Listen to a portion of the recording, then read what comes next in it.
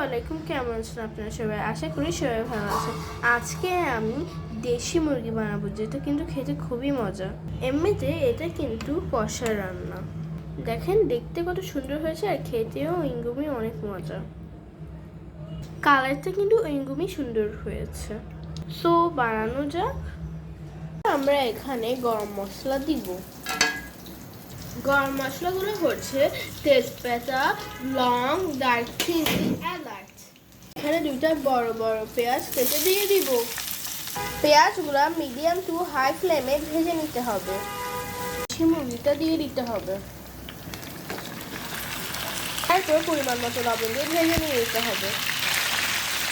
ভেজে নেওয়ার পর 1 টেবিল চামচ রসুন বাটা, 1 টেবিল চামচ আদা বাটা, 2 টেবিল চামচ পেঁয়াজ বাটা, 1 টেবিল চামচ জিরা গুঁড়া, পরিমাণ মতো হলুদ, আধা টেবিল চামচ ধনিয়া গুঁড়া, ঝাল যে যেরকম খান সেরকম দেবেন। এবার সবগুলো মশলা ভালো করে মিশাতে হবে। চুলার আঁচ একটু কমিয়ে দিব, এরপর ঢেকে দিব। একটু পর পর ঢাকনা উঠিয়ে নাড়াতে হবে। দেশি মুরগি যত বেশি কষাবে তত মজা। ভালো করে কষানোর পর এখানে আমরা আলু দিয়ে দিব।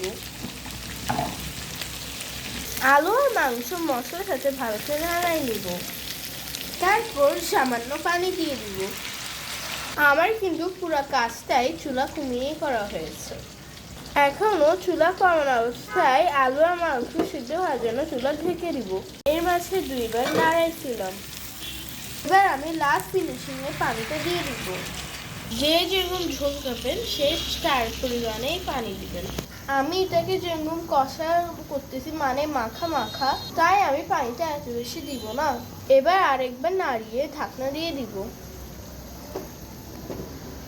আমাদের কষা মুরগি রান্না রেডি।